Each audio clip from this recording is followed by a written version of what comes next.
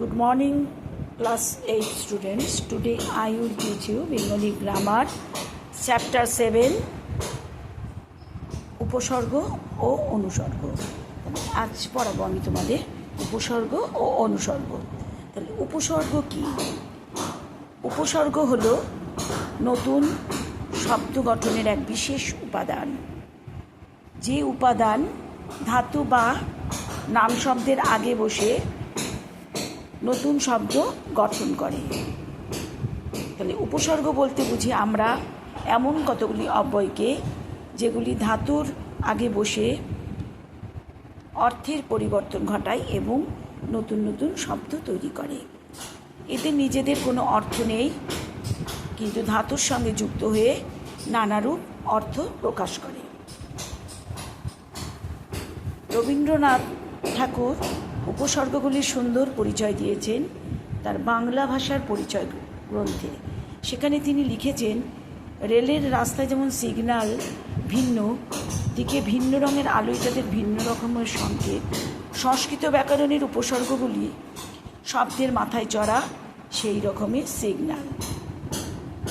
গত শব্দে আ উপসর্গ জুড়ে দিলে হয় আগত, সেটা লক্ষ্য করার কাছের দিক। অনুশব্দ জুড়ে দিলে হয় অনুগত, দেখিয়ে দেয় পিছনের দিক। তেমনি সঙ্গত, দুর্গত, অপগত প্রভৃতি শব্দে নানা দিকে তর্জনী চালানো। উপসর্গ থাকে সামনে, তারা আছে একই শব্দের নানা অর্থ বানাবার কাছে। নতুন শব্দ তৈরি করার বেলায় তাদের না হলে আমাদের চলে না। সংস্কৃত ভাষায় উপসর্গগুলি ধাতুর আগে বসে শব্দ গঠন করে, তাই এদের নাম হয়েছে উপসর্গ। ইংরেজিতে উপসর্গকে বলে প্রেফিক্স। এদের নিজস্ব কোনো অর্থ নেই, তাই উপসর্গ কোনো শব্দ নেই। উপসর্গকে 3 ভাগে ভাগ করা যায়: সংস্কৃত উপসর্গ, দেশি বা বাংলা উপসর্গ এবং বিদেশি উপসর্গ। তাহলে এই উপসর্গ সংস্কৃত উপসর্গ। সংস্কৃত উপসর্গ কি বলছে? এই উপসর্গগুলি সংস্কৃত ভাষার অন্তর্গত হলেও বাংলা শব্দগুলির আগে বসে বাংলা ভাষার আভিজাত্য বাড়ায়। সংস্কৃত উপসর্গ কেবলমাত্র ধাতুর আগেই বসে, শব্দের আগে যুক্ত হয় না। শব্দের আগে যুক্ত হলে সেটি উপসর্গ নয়, অব্যয় পদ মাত্র। যেমন আপাদ মস্ত শব্দটির আ হচ্ছে উপসর্গ নয়, এটা হচ্ছে অব্যয় পদ। সংস্কৃত ভাষায় উপসর্গের সংখ্যা হচ্ছে 20টি, যেমন প্র, পরা, অপ, সম, নি, অব, অনু, নির, দূর, বি, অধি, সু, উত, পরি, প্রতি, অভি, অতি, অপি, উপ, আ। প্রখ্যাত সংস্কৃত ব্যাকরণবিদ পাণিনি এর সঙ্গে আরও 2টি উপসর্গ যোগ করেছেন, নিস ও তুস। তার মধ্যে উপসর্গ হলো 20 আর 2টো যোগ হলো 22টি। আচ্ছা, দেখো একই ধাতু ও প্রত্যয় সমাহারে বিভিন্ন ধাতু কিভাবে অর্থের পরিবর্তন ঘটায় কতগুলো উদাহরণ দিয়ে নিচে তা দেখানো হলো।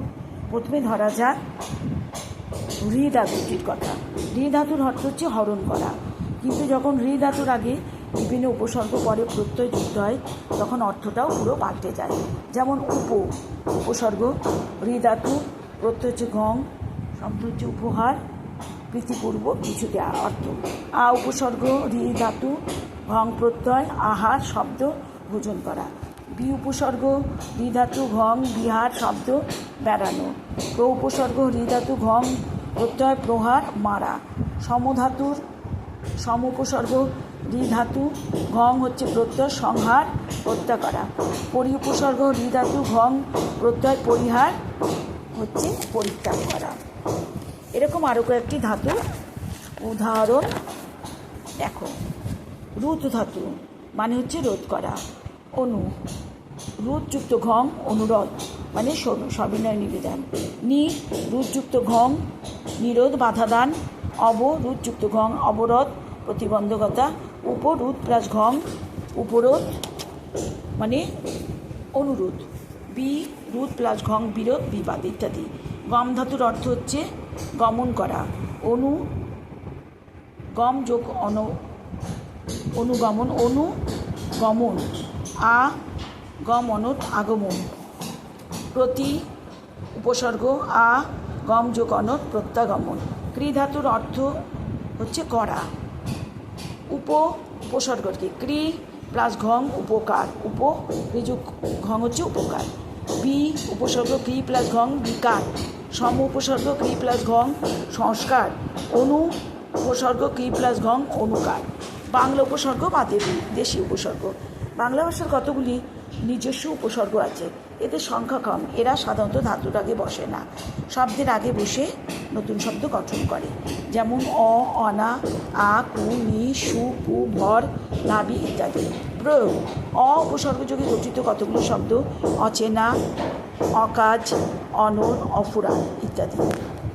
অতএব বলা যায় যেসব অব্যয়পদ কখনো কখনো ধাতুর আগে এবং সর্বদাই বিশেষ্য বা বিশেষণ শব্দের আগে বসে নতুন শব্দ গঠন করে এবং নির্দিষ্ট অর্থে প্রযুক্ত হয়, তাদের বাংলা উপসর্গ বলে।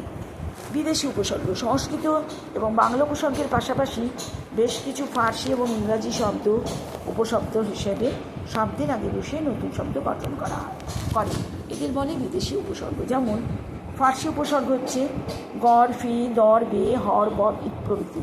ইংরেজি উপসর্গ হচ্ছে হেড, হাফ, মিনি, সাপ প্রভৃতি। প্রয়োগ: ফি উপসর্গ দিয়ে ফি দিন, ফি বছর, ফিরত ইত্যাদি। হাফ উপসর্গ দিয়ে হাফ প্যান্ট, হাফ হাতা, হাফ টাইম। ঠিক আছে। উপসর্গ শ্রেণীবিভাগ দেখো, 3 ভাগে ভাগ করা যায়। সংস্কৃত উপসর্গ ধাতুর আগে বসে, মনে রাখবে।